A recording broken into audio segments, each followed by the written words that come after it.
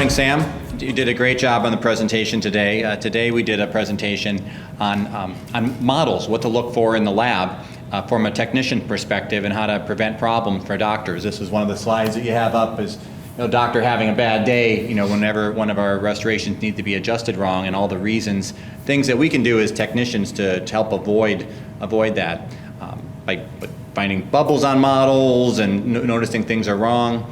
I know we get impressions sometimes, and which type of impression do you think we have the most challenge with in the lab? Yeah, absolutely, BJ. So the biggest thing we have challenge with probably is the triple tray, and obviously that's the most common one.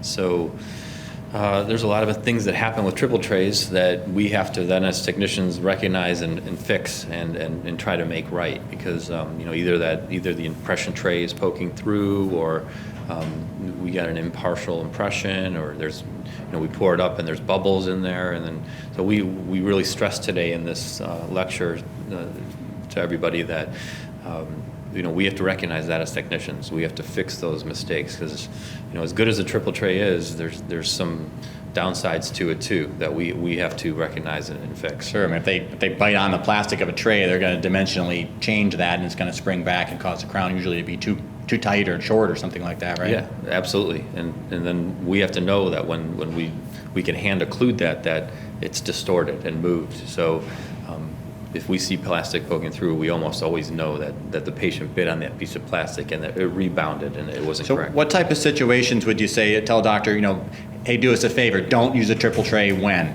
I would say probably when there's multiple teeth involved, when a patient is edentulous and we're making, let's say, 2 molars and they're edentulous on the opposing, and you only have maybe 1 or 2 teeth that are in contact down the arch. If you only have 1 point of contact, just go ahead and do a full arch impression at that point. We're going to be guessing. We'll have no way to tell if it's wrong. Yeah, we need to know that bite's right, and we have to make the crowns in a proportional way. Even if it isn't edentulous, we can't just pick a position. We really have to look at it and know that it's mounted correctly. You mentioned to the team today that it's not always the preparation that we need to be concerned about, and sometimes partner teeth can be affected. Where if we're doing an anterior tooth and we're doing 7 and 10 isn't captured correctly, that can have a big effect on our ability to do a great job for our client, isn't it? Yeah, absolutely. I mean, when we put that on the screen, we want that cervical margin, so we want to know how it looks across the patient's mouth. If you have bubbles and it's all captured in there and we have a poor impression and they put that on the screen, we're guessing at that point where the cervical margin is. So anything in the anterior for sure, and even in the aesthetic zone bicuspid, it's really great to get that partner tooth on the other side to make sure we can complete the smile. Yeah, 100%. Yeah, that helps us a lot. One section I wanted to make sure we discussed is removable landmarks, hamular notches and retromolar pads, to make sure those are captured on impressions. Sometimes on fixed cases, we use those to help mount a case or help verify things are correct.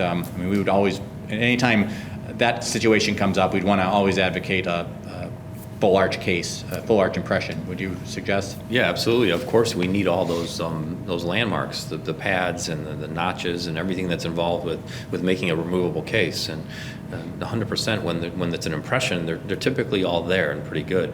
And I was wondering, we do a lot of digital cases now. We do a lot of digital dentures and digital impressions. Have you seen any kind of alterations with those as far as digital capturing? For sure. I work a lot with the digital cases.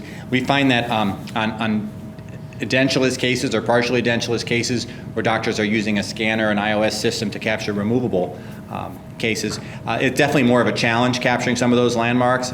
Sometimes like the musculature is not captured 100%. Sometimes they have difficulty really stitching that case together in the palate.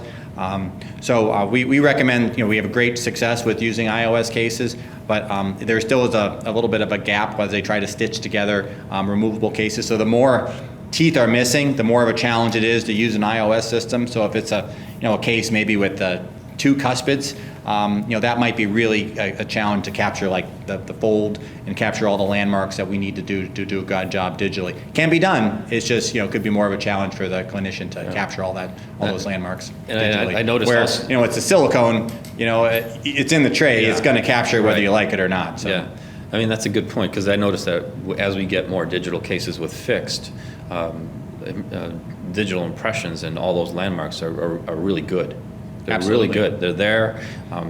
It works out better. The doctor can see it right there, chairside, and they're really good. So it's really important. Yeah.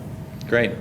Well, thanks for the presentation to our staff. I think they need to, You're welcome. they're going to look a little more detailed at our models to make sure things aren't distorted, and hopefully it won't cause too many more calls to our clients. Yeah. But certainly recognizing something to make sure we get situations where we get occlusion that's right, and poor models aren't the cause of a extra chairside adjustment is important. So I appreciate it. Yeah, and at the end of the day, this is the slide that I actually used in the presentation today. I mean, I told the technicians, I said, this is a bad day for the doctor. I mean, we don't want them to have the patient bite and see all those marks on there and have to sit there with their tools and grind. I mean, we explained the process, and it's a lot of work and it's a lot of time. So we're trying to educate and really get them to see how much work is involved for them to have to work on a case in the mouth. Yeah. Great. All right. Thanks, Sam.